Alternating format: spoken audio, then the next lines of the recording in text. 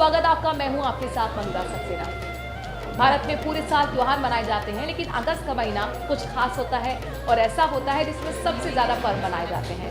भाई बहन का टूट रिश्ते वाला रक्षाबंधन भी आने वाला है, लेकिन एक कंफ्यूजन है तारीख को लेकर कि 8 को मनाए 9 को मनाए। ये कंफ्यूजन आपको हम दूर करेंगे इस वीडियो में। साथ ही आपको ये बताएंगे कि कौन सी वो ऐसी राखी है, कौन सी वो गलती आप बिल्कुल ना करें जो आपके भाई पर, उनकी आयु पर असर डाल सकती है। साथ ही ऐसा क्यों कहा जा रहा है कि 2025 का ये रक्षाबंधन 100 सालों में सबसे ज़्यादा भाग्यशाली है, और ऐसे वो क्या काम आप करें जो आपके परिवार के लिए फलदायी साबित होंगे, कौन से वो योग बन रहे हैं, हर एक खबर की बारीकी आप तक पहुंचाने वाले हैं। इस वीडियो में रहिए मेरे साथ। तो भाई बहन के अटूट रिश्ते का पर्व रक्षाबंधन में महज कुछ ही दिन बचे हैं, लेकिन इस पर्व को लेकर काफी कंफ्यूजन है कि आखिर इसे 8 या फिर 9 अगस्त कब मनाया जाए। अगर आप भी इस बात को लेकर थोड़ा परेशान हैं, कंफ्यूज हैं, तो आपकी इस परेशानी को हम दूर किए देते हैं। पंचांग के मुताबिक इस साल रक्षाबंधन शनिवार यानी 9 अगस्त 2025 को है।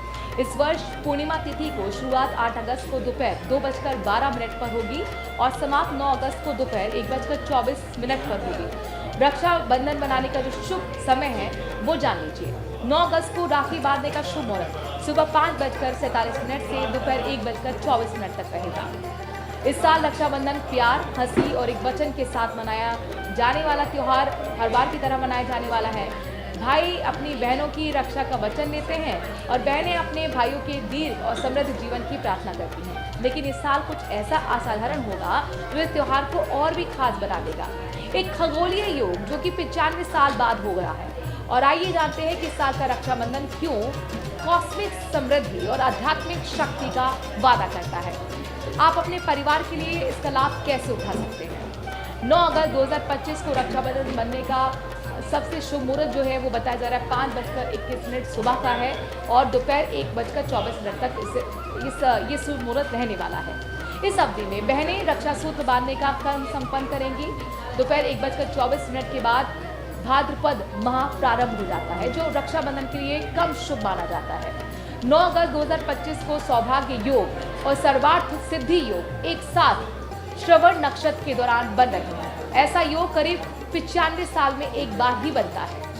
अब सौभाग्य योग क्या होता है ये समझ लीजिए। समृद्धि, सौभाग्य और स्वास्थ्य बढ़ाने वाला इसे योग कहते हैं। परिवार और रिश्तों में ये अतिरिक्त सकारात्मक ऊर्जा लाता है। वही सर्वार्थ सिद्धि योग की अगर हम बात करें तो सभी धर्मार्थ इच्छाओं को पूर्ण करने वाला अति महत्वपूर्ण योग है। ये समय कोई भी नया कार्य शुरू करने के लिए सर्वोत्तम माना जाता है, क्योंकि इस दौरान रास्ते से सभी बाधाएं दूर हो जाती हैं। श्रवण नक्षत्र रिश्तों को मजबूत करने और आस्था गहरा करने और आध्यात्मिक शक्ति बढ़ाने वाला शुभ नक्षत्र है।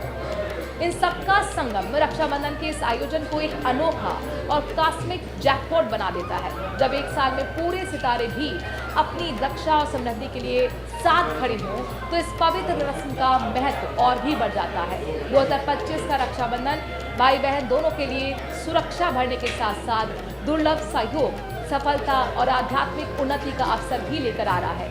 इसीलिए इस अद्वितीय योग और मुहूर्त में राखी बांधकर आप अपने और अपने परिवार के भविष्य को सचमुच में एक नई ऊंचाई पर ले जा सकते हैं। और साथ ही आपको मैं अलर्ट कर दूं कि आखिरकार आपको ऐसा क्या नहीं करना है जो आपके भाई की दीर्घायु पर नकारात्मक प्रभाव डाल सकता है। दरअसल रक्षा सूत्र यानी राखी, और आपने देखा होगा कि मार्केट में अलग अलग तरीके की राखी होती हैं, चाहे वो कार्टून वाली प्लास्टिक की राखी हो, चाहे उसमें ब्रेसलेट के रूप में उसे दी गई हो, उसको आप लोग बांधते हुए आए हैं। लेकिन असल में कई बार लोग इस चीज़ को शुभ मान लेते हैं कि भगवान का उस पर नाम लिखा हो या भगवान की फोटो हो।